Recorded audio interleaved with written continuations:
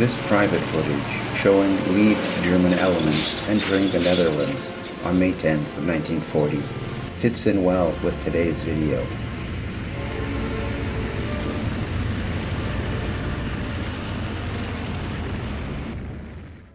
This video is part 1 in the series Vom Rhein zum Atlantik, which will cover the 1940 German invasion of Luxembourg, the Netherlands, Belgium, and the thrust through France to the coast that began on May 10th of 1940. As a framework, I'll be using some of the first-hand reports from the Luftwaffe-Kriegsberichter-Kompanie 4 that were put together by General Ulrich Grauert. In the series, I'll be mixing in various other primary sources, including film footage, newspapers, maps, propaganda leaflets, and even training material that was produced through the experience gained in the campaign.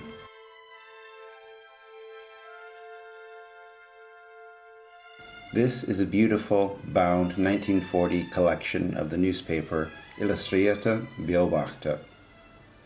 I was able to buy Volume 1 of the collection covering January through June with the money received from my Patreon supporters, so we have them to thank for that.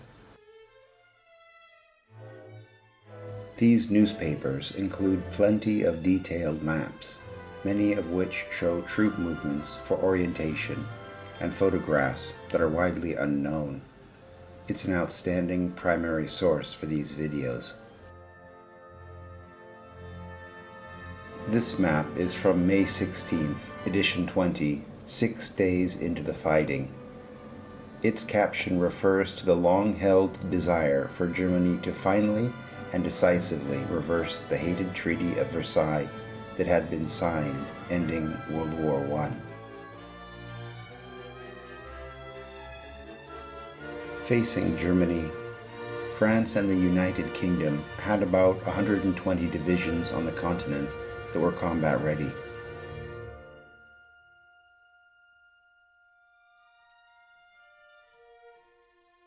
In addition were the French garrison troops that were manning the Maginot Line.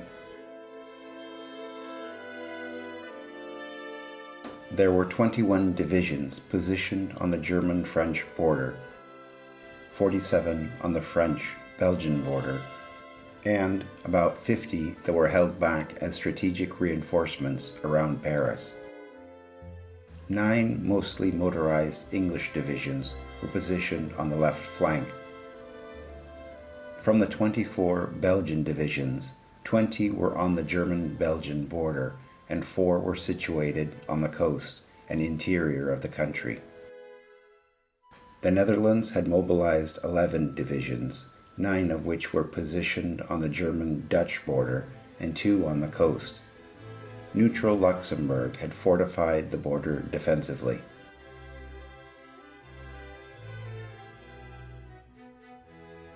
In report number 135, the war correspondent Siegfried Kappe wrote,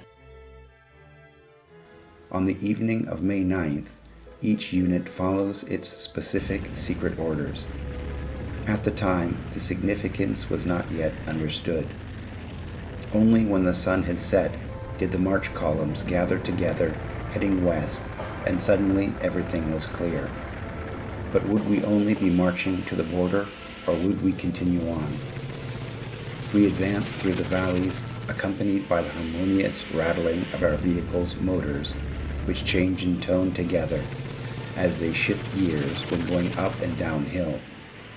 We're part of a heavy flak column, and the prime movers, engines, and tracks produce a characteristic clatter. When mixed with the hum of the accompanying motorcycle unit, the noise is quite deafening. In front of us are pioneers with their massive pontoons. Behind are motorized infantry in their heavy trucks. Vehicles to the left and right advancing in unison in the dark. At 2:30 in the morning, we arrive to the Sauer River, which represents the border with Luxembourg, and the flak guns take up positions. The far bank of the river is well lit, and the German side remains dark.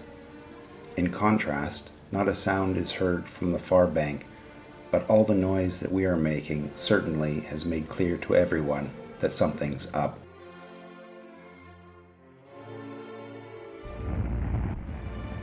At exactly 5:35 in the morning, the German-Luxembourg border was crossed. German pioneers immediately set to work removing defensive obstacles and building pontoon bridges. The invading forces encountered little resistance from the Luxembourg military, who were confined to their barracks. By noon, the capital city had fallen.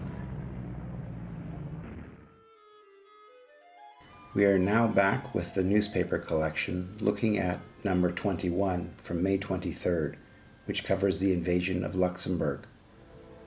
We see Hitler awarding Iron Crosses to Fallschirmjäger, or paratroopers, who took part in the operation. We'll be covering their exploits in the next video, so remember to subscribe.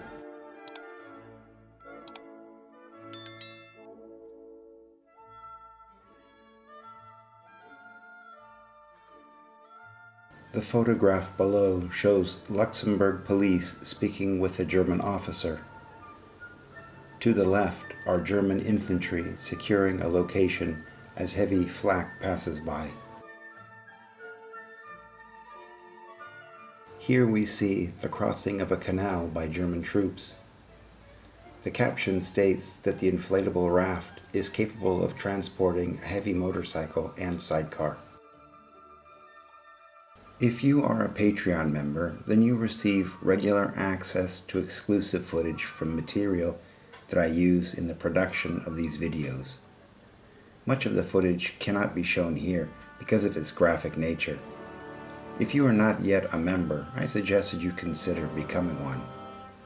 In addition, I'm building out the website military1945.com. You can gain access now to situational maps from Barbarossa from 1941 by opening a free account. And now, here's some more of that private footage.